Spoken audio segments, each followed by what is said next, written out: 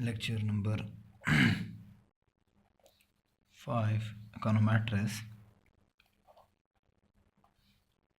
Part B Topic 3.4 Subtopic in that test for omitted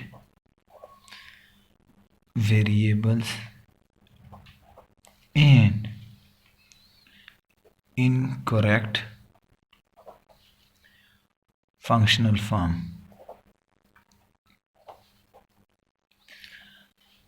अगर हमारे पास क्या हो या एक इम्पॉर्टेंट वेरिएबल मिस किया हो या फंक्शनल फॉर्म, तो इसकी वजह से हमारे पास क्या आ सकता है, मिसस्पेसिफिकेशन आ सकती है।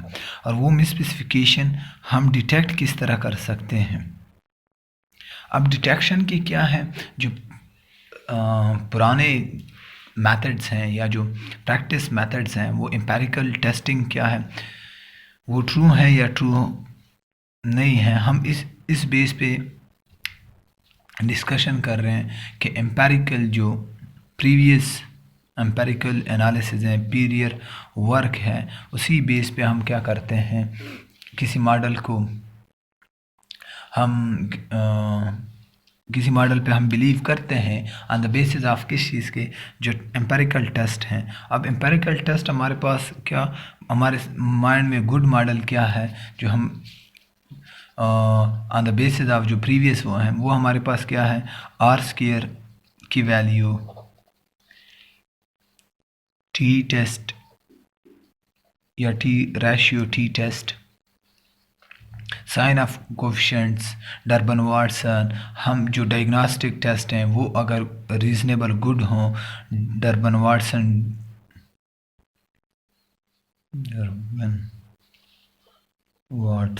टेस्ट।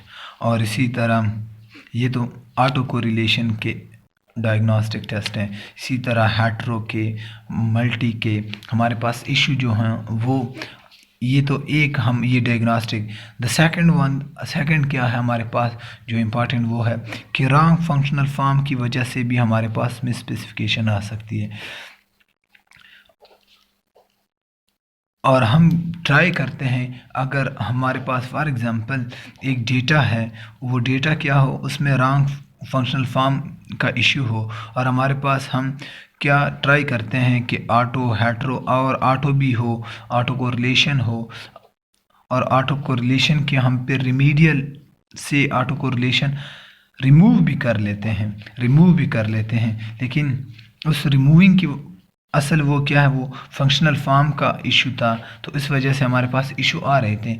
हमने डायग्नोस किया ऑटो कोरिलेशन है, उसके रिमीडियल, उसकी वजह से हम क्या करते हैं, रिमूव करना चाहते हैं किस चीज़ को, ऑटो कोरिलेशन को। जब ऑटो कोरिलेशन रिमूव करते हैं तो हम क्या करते हैं, फर्स्ट डिफरेंशियल लेते हैं या फर्स्ट ऑर्डर जो लेग लेते हैं, लेग वैल्यू लेते हैं।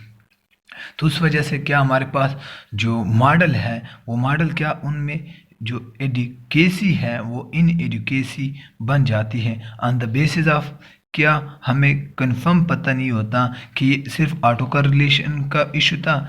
और फिर जब हम ये कर लेते हैं कि ऑटो कोरिलेशन ख़त्म हो गया, देन हम फिर भी उस मॉडल को फिर गुड कहते हैं और हमने रिमूव कर लिए जो इश्यूज हैं, देन हमारे पास क्या रह जाता है डिस्कशन कि ये वजह क्या है। हमने डिटेक्ट कर लिया ऑटो हेट्रो, इसको डायग्नोस कर लिया, देन हमने मेथड जो फॉलोइंग की है। अब इसी में वो कहते हैं कि हम एग्ज़ाम किस तरह कर सकते हैं, एग्जामिनेशन ऑफ किस चीज़ की, रेजिडुअल की, ऑफ रेजिडुअल जो एरर टर्म की है, एरर टर्म से जो कनेक्ट हैं कि एरर टर्म आप कैलकुलेट करते हो, तो उसकी वजह से हमारे पास क्या है, हम डायग्नोस कर सकते हैं कि ये एरर टर्म क्या है, गुड है या बैड है। Good on the basis of जो डिटेक्शन डायग्नोस करते हैं किस चीज़ को, ऑटो के, हेट्रो को। बट असल में क्या है, जब हम रेजिडुअल को एग्ज़ाम करते हैं क्रॉस सेक्शनल में, तो उसमें मॉडल स्पेसिफिकेशन एरर किस बेस पे आती है, फंक्शनल फॉर्म पे, या इनकरेक्ट फंक्शनल फॉर्म जो क्रॉस सेक्शनल डेटा है उसमें जो ज़्यादातर इशू आता है किस चीज़ का, स्पेसिफिकेशन एरर का, वो किस बेस पे होगा, में स्पेसिफिकेशन एरर बेस ऑन किस चीज़ पे बेस करता है, वो बेस करता है या ओमिट करते हैं, हम ओमिट करते हैं कुछ ओमिशन या ओमिट करते हैं ओमिटेड इम्पॉर्टेंट वेरिएबल आर, या क्या होता है, या हम फंक्शनल फॉर्म क्या जो फंक्शनल फॉर्म है वो फंक्शनल फॉर्म क्या यूज़ करते हैं, फंक्शनल फॉर्म आर इनकरेक्ट, जो फंक्शनल फॉर्म है वो इनकरेक्ट होते हैं। एक वेरिएबल एक फॉर्म में होता है और दूसरा लाइक एक परसेंटेज में है, दूसरा कांस्टेंट डॉलर में है, देन वो हमारे पास इशू क्रिएट करते हैं। तो इस वजह से हमारे पास क्या होता है कि फिर जब हम रेसिडुअल प्लॉट करते हैं या उसके ग्राफ बनाते हैं तो हमारे पास वो नेचर क्या होता है, वो डिफरेंट नेचर होते हैं। तो वो हमें डिफरेंट एक और नेचर बताता है।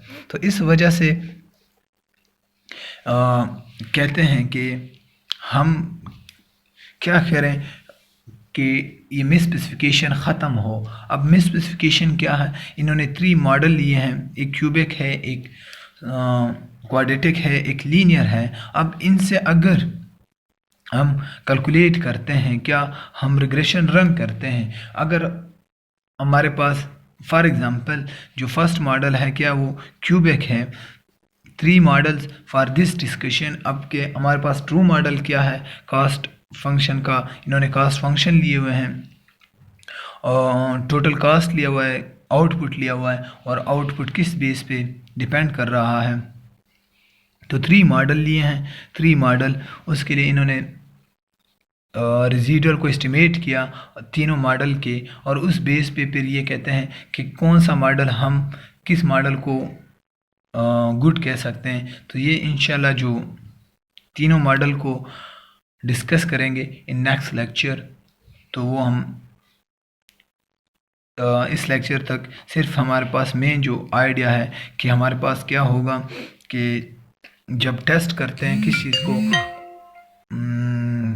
फॉर ओमिटेड वेरिएबल और इनकरेक्ट फंक्शनल फॉर्म, तो उसमें स्पेसिफिकेशन एरर का क्या वो पुराने वो हैं मेथड्स हैं, वो आर स्क्वायर है, T state, Durban Watson, hetero, and उसके बाद अगर ये हमारे पास बताते हैं कि ये गुड है तो हम गुड है, देन इशू हमारे पास नहीं होता। लेकिन जब बैड होता है तो हम क्या ट्राई करते हैं कि अगर डर्बन वाटसन ऑटो कोरिलेशन है तो ऑटो कोरिलेशन को ख़त्म करते हैं, हेट्रो हो तो हेट्रो को ख़त्म करते हैं। लेकिन असल में शायद वो इशू किसी और चीज़ का हो, फंक्शनल फॉर्म का हो, तो हम फंक्शनल फॉर्म को भी देखते हैं। अगर फंक्शनल फॉर्म में सेम हो तो देन हमारे पास इशू शायद फंक्शनल फॉर्म का ना हो, तो इशू किस चीज़ का हो, ऑटो का हो, ऑटो का हो तो हम उसके रिमीडियल यूज़ करें। इसी तरह फिर हमारे पास वो करेक्ट मॉडल होगा, फिर तब करेक्ट हो सकता है जब हम फंक्शनल फॉर्म हमें कंफर्म पता हो कि सारे परसेंटेज में या सारे लॉग फॉर्म में है या एक ही फॉर्म में है। देन हम अगर कैलकुलेट करते हैं तो हमारे पास क्या आएगा, एक करेक्ट मॉडल। अगर इशू भी है ऑटो का, हेट्रो का, तो उसके रिमीडियल के थ्रू उसको ख़त्म करके जब हम रिज़ल्ट को एस्टिमेट करेंगे तो वो हमारे पास क्या हो, एक करेक्ट मॉडल एस्टिमेट होगा। और जो मेन और आइडिया है किस चीज़ का, वो हम इंशाल्लाह जो 3 मॉडल इन्होंने डिफ्रेंशिएट किए हुए हैं उससे इन्होंने फाइंडिंग दी हैं, तो वो हम नेक्स्ट लेक्चर में पढ़ेंगे।